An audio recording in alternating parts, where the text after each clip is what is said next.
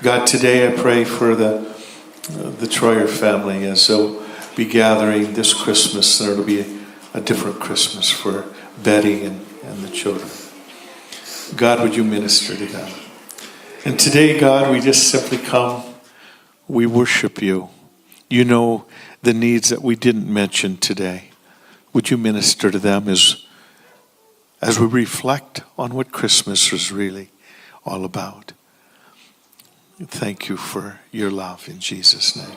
Amen.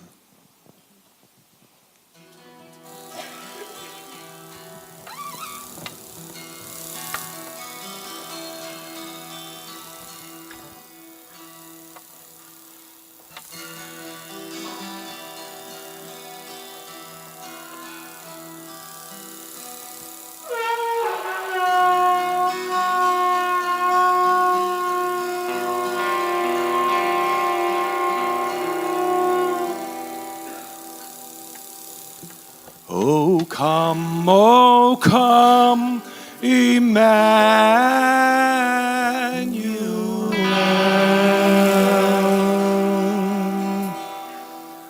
a ransom captive Israel.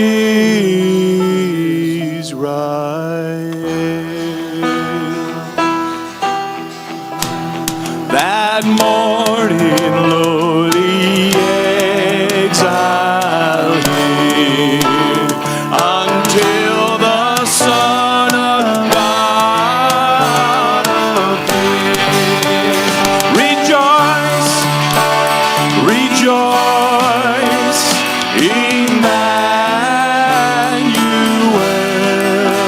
shall come to thee, O Israel. Oh, come down, day spring, come and cheer a spirit of my advocate, and drive away the shades of night, and pierce the clouds when break the sky. Rejoice, rejoice, Emmanuel shall come to thee, O Israel.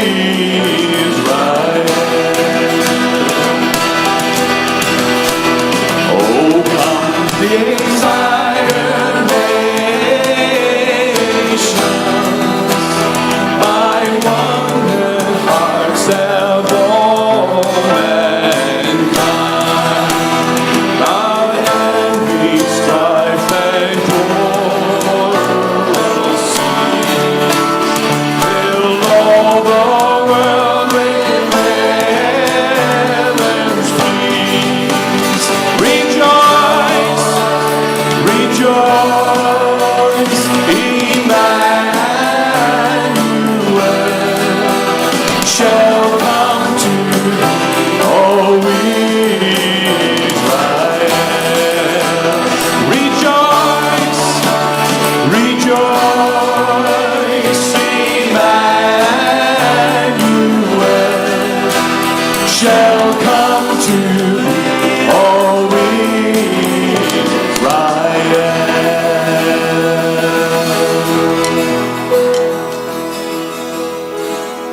Rejoice. This is an exciting time of the year. We're going to have all the children. You know, Christmas.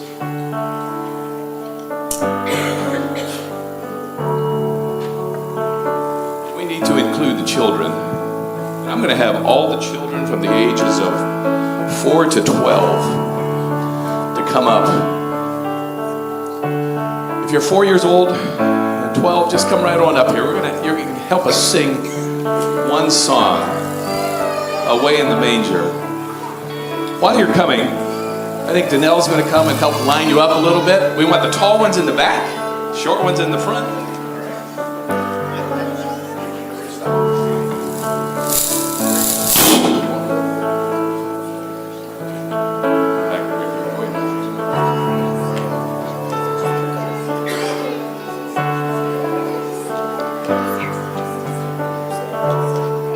I had a special gift this week.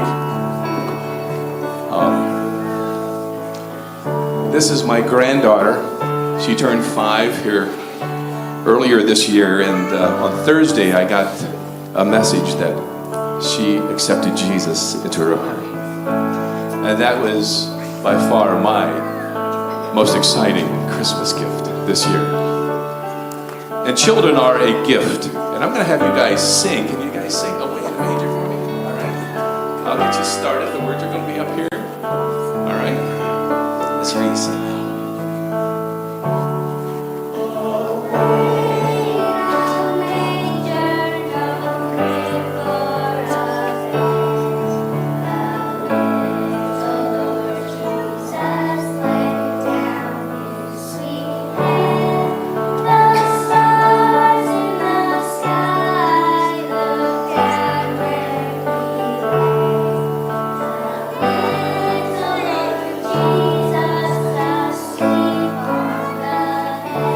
To help you this time around?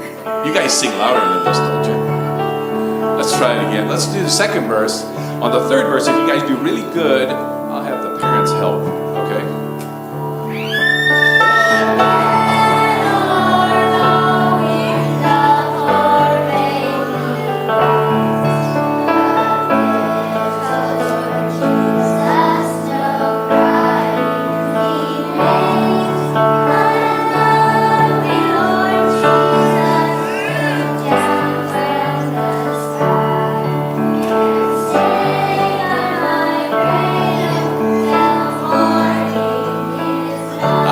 Really good. Let's have everybody help. Being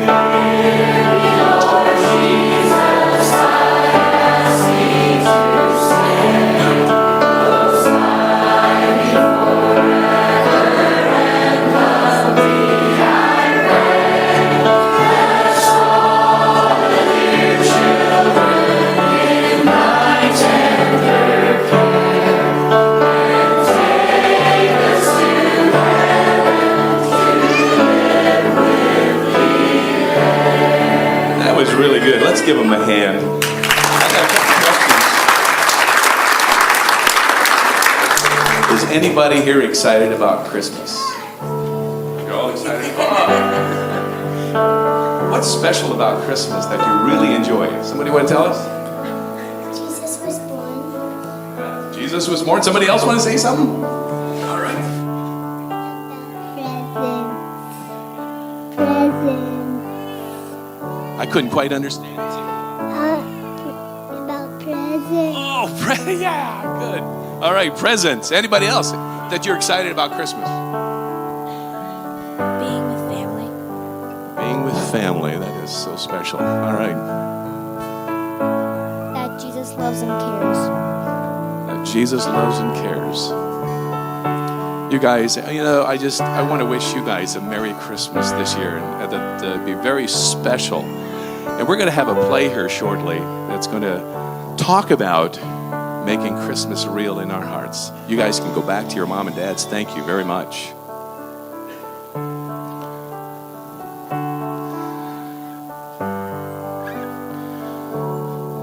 Back in 1818, a small church over in Austria, close to Salzburg, there's this small church, and they had a band that was coming through to give the Christmas program at this small church. And when the guys got there to do the Christmas practice, the organ did no longer work. And so they were like, what are they going to do? They don't have an organ for Christmas, so how are they going to present the Christmas story without an organ? And that night, the assistant pastor, Moore was his last name, and he was walking home. And if you've ever been in Austria, it's kind of like Pennsylvania. It's really rolly, and as he was walking home, he's at the top of the hill, and he's looking down over this small town. And it had just snowed, and it was beautiful. It was just like a postcard. And he remembered a poem that he had written several years earlier. And And the next day, he went to one of the gentlemen at church that at least he had a guitar. And so he talked to him about this poem and if he could put music to this poem. And so that gentleman, who was a Gruber, it was his last name, and he started working on this. And during the night, the tune came to him. And it's a tune that was written in German. It was 50 years later that it was actually translated into English. It's 199 years ago today that this song was sung for the very first time.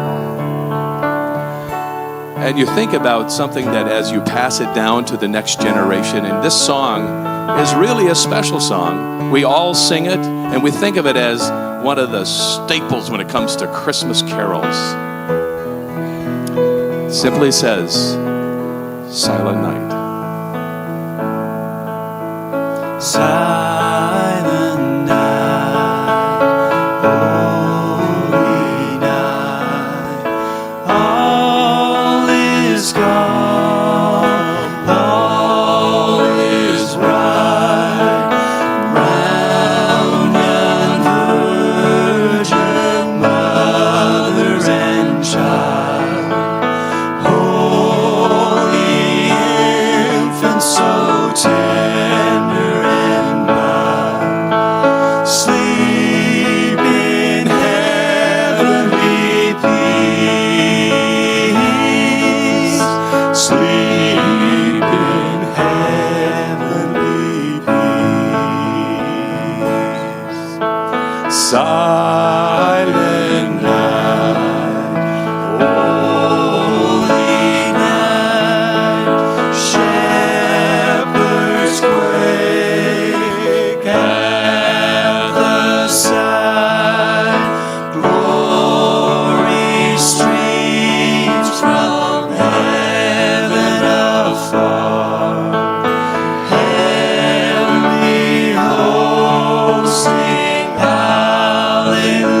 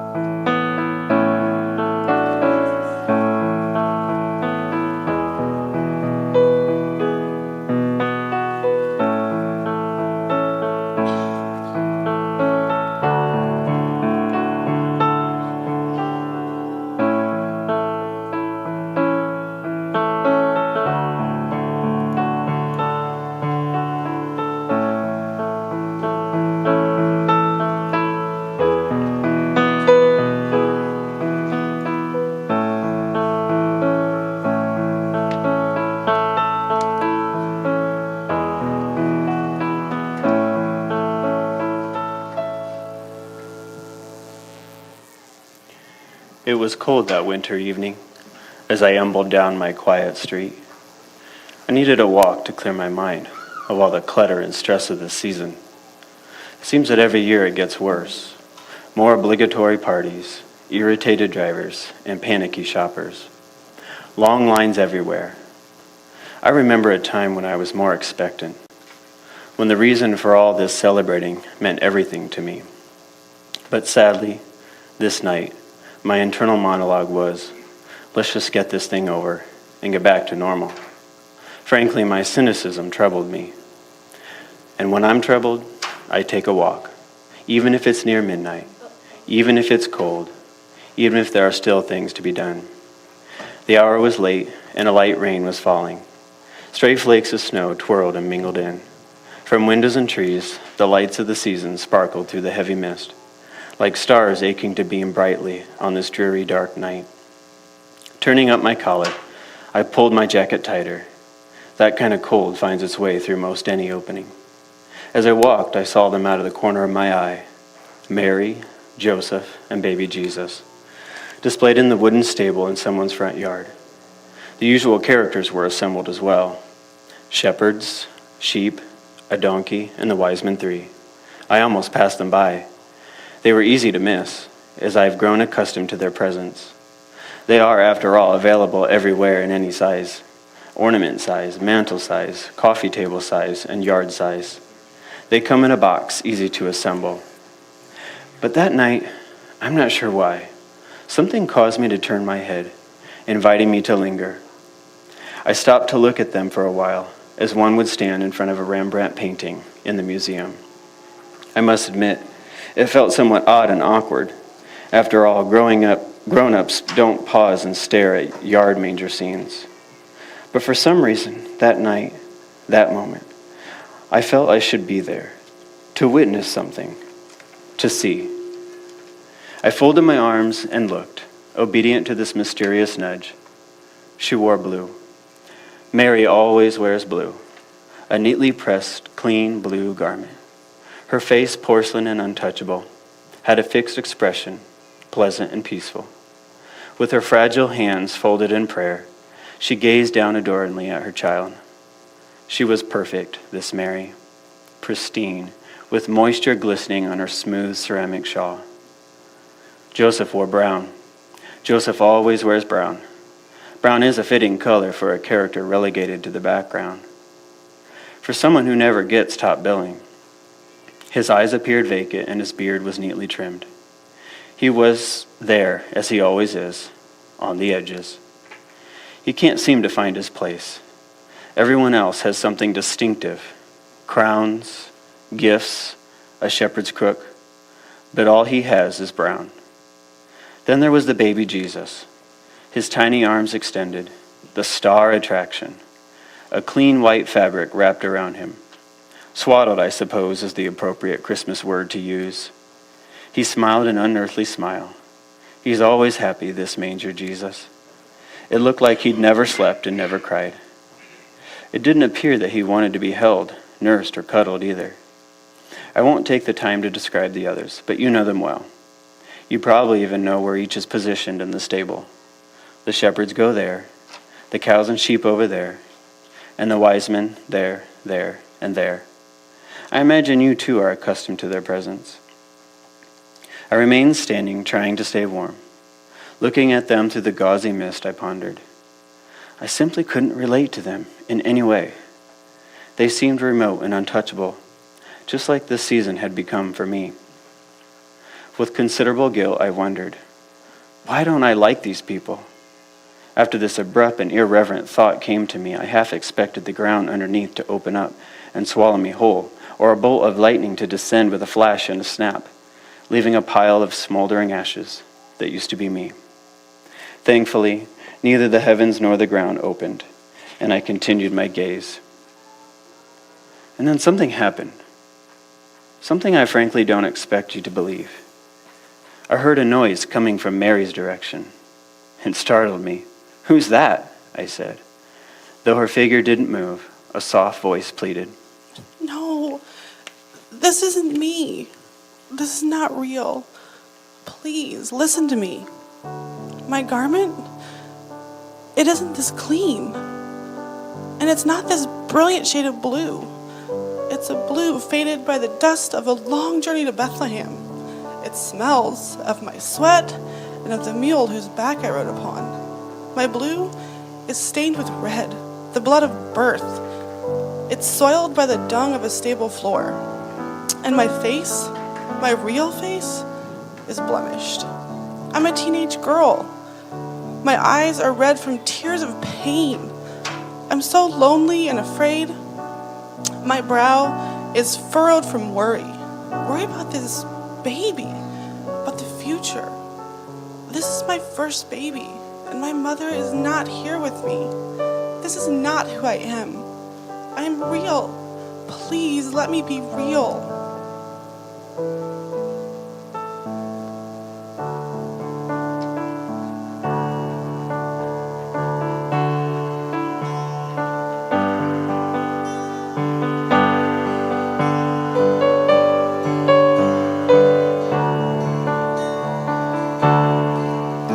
It was not a silent night. There was blood on the ground. You could hear a woman cry in the alleyway that night on the streets of David's town. And the stable was not clean, and the cobblestones were cold, and little Mary, full of grace, with the tears upon her face, had no mother's hand to hold. It was a labor of pain. It was a cold sky above. But for the girl on the ground in the dark, with every beat of her beautiful heart, it was a labor of love. Noble Joseph by her side, calloused hands and weary eyes. There were no midwives to be found in the streets of David's town, in the middle of the night. So he held her and he prayed, shafts of moonlight on his face. But the baby in her womb, he was the maker of the moon. He was the author of the faith that could make the mountains move. It was a labor of pain. It was a cold sky above. But for the girl on the ground in the dark, every beat of her beautiful heart, it was a labor of love. Little Mary, full of grace, with the tears upon her face, it was a labor of love.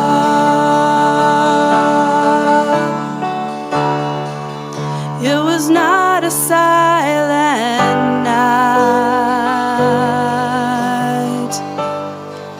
on the streets of David's town.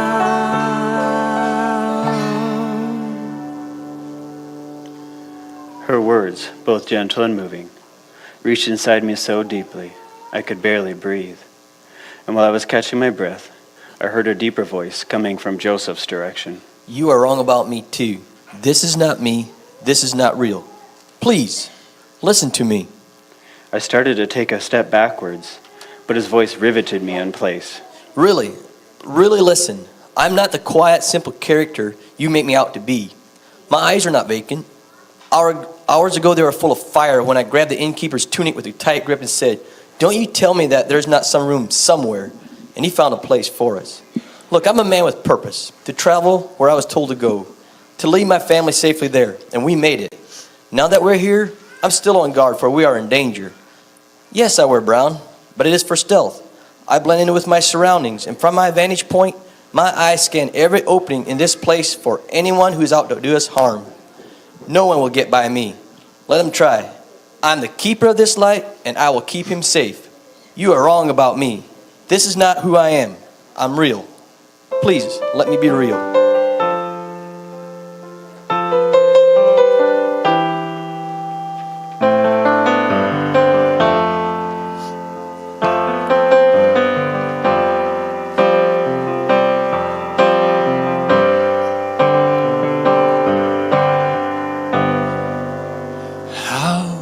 Could it be this baby in my arms, sleeping now so peacefully?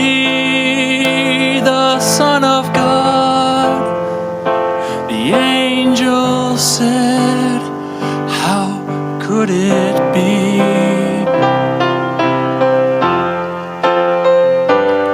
Lord, I know He's not my own, not of my flesh, not of my bones. Still, Father, let this baby be the son of my love.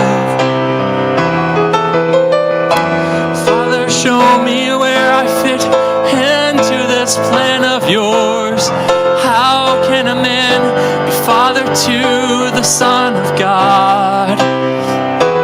Lord, for all my life I've been a simple carpenter. How can I raise a king? How can I raise a king? He looks so small, his face and hands so fair. And when he cries, the sun just seems to disappear. But when he laughs, it shines again. How could it be?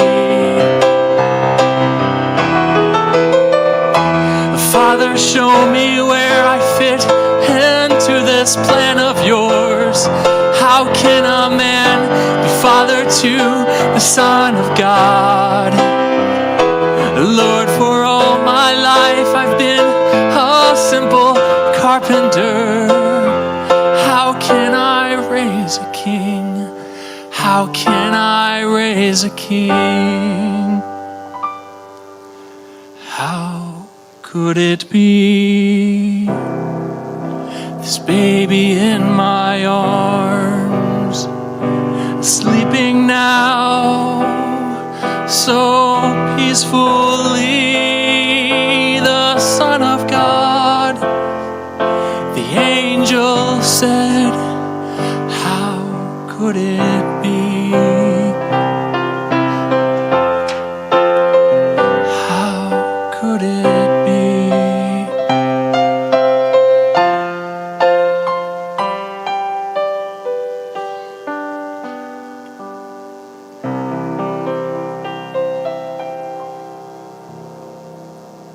His words soaked into me like the evening's mist. I felt admonished and awakened to something that was true. Then I heard a cry. I looked at Jesus in the wooden manger. He was thrashing about in the hay. He had soiled himself and looked uncomfortable. His cloth was twisted in his arms and legs. He grimaced from the prickly straw. His face was red.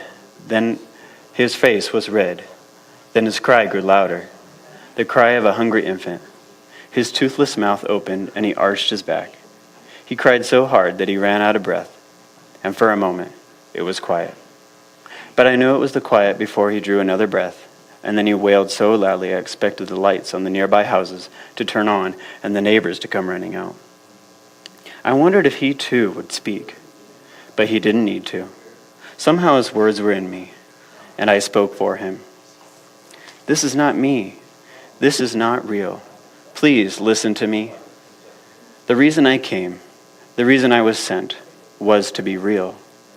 To feel everything you felt, to know everything you need, because I needed it to hurt like you hurt, cry like you've cried, laugh like you've laughed, skin my knee like you skinned your knee, and have my heart broken like your heart has been broken. I came so that one day, or one winter night, when you came face to face with your defeat, your moment of absolute need, you can come to me and say, you know this too?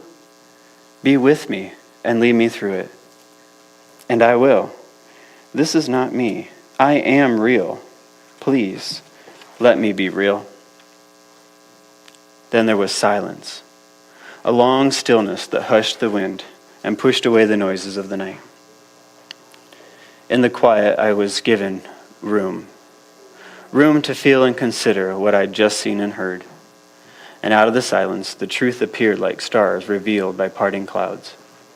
Maybe the figures before me weren't real, because I had made them that way, so that they would be predictable and safe, easy to ignore, and boxed up after Christmas, out of sight and out of mind. Maybe if Jesus wasn't real, he would be tame and small. Maybe I had rendered him untouchable, because I was afraid of his touch. I'm sorry. I know this isn't you. I can see it now. You're not who I've seen you to be. Untouchable, perfect, everything I made rather than someone who made me. You are real. You are true. You are here. I am so sorry, I said, again as my eyes brimmed with tears. The sorrow nudged me to kneel next to the shepherd on the wet grass, in front of something so real, so very real, I couldn't even begin to comprehend it. As I knelt, I became part of the story, and the story became part of me. And I felt his gentle pardon. Suddenly, everything expanded. This scene, this night, my heart, and I felt real. After a while, I stood and remained there, quietly looking at them as they gazed back at me. And I realized something. I like these people now. Shivering, I wondered if Jesus was cold too. So I laid my scarf over his hands and his feet, the same hands and feet that I would one day see again. I tucked him in as best I could. Good night, I said to him. Sleep well. You've traveled far. I stayed beside him for a few minutes, just as I once stayed beside my own newborn sons as they drifted into sleep. Then a low, regal voice came from one of the wise men. He whispered as if he was aware that Jesus was sleeping. We, like you, were drawn to this place and have journeyed far to come here to see what you have seen. And what you have seen is what the world has been waiting for. And from a shepherd standing behind Joseph, I heard another quiet voice. Once you hear the angels sing, you will never be the same. If you listen carefully, they're always singing.